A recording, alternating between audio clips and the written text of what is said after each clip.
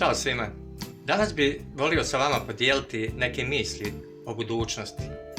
Da li biste voljeli znati šta vam nosi novi dan? Svakako da da. Između ostalog, voljeli bismo znati u kojoj oblasti života bismo mogli postati uspješni. Je li tako? Zato pogledajmo sada koji su to alati koji nam nude mogućnost pogleda u budućnost. Ja pišem od 8 do 12 sati dnevno. Da li je to puno ili malo, zavisi kako za koga. Ali posvećenost poslu zaista može biti jasan pokazatelj za oblast u kojoj možete biti veoma uspješni.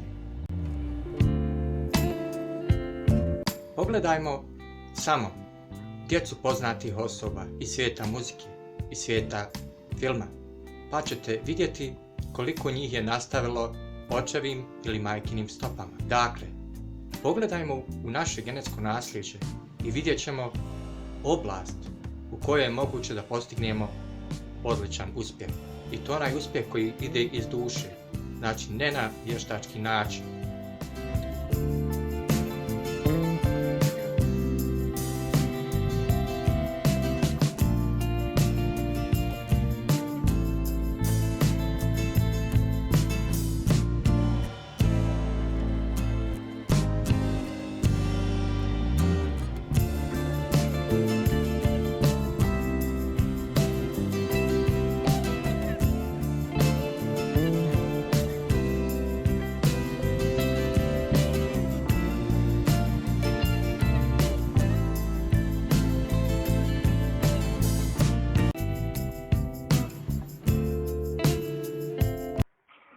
Didi, prvi voz da vidi, nit se plaši, nit koga stidi.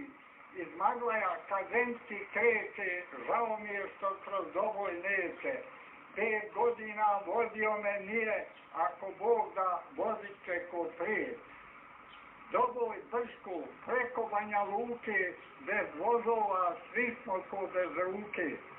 Voz potreban za svakoga brate, za Mumine, Srbe i Hrvate. Rata nema, došli smo do mira, vozovođa nek kroz BiH svira.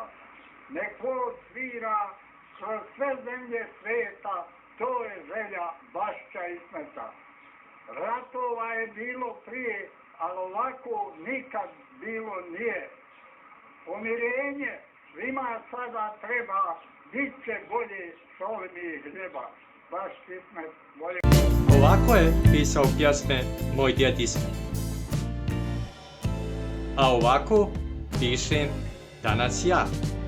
Što ne ljubim medna usta, duša mi je noćas pusta, duša mino tebe sanja, šta ću bez tvog milovanja.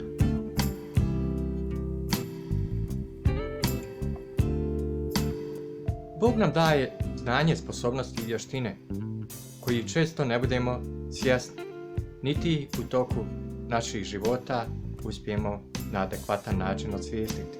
Često zapostavljamo naše talente. Zašto? Zato da bismo udovoljili našim komšijama, našim nastavnicima, majki, ocu, kolegi, ženi, djetetu. Je li tako? Talenat za nešto ili imaš u duši ili nemaš. Dakle, ne možeš biti pjevač ako to ne posjeduješ u vlastitom biću.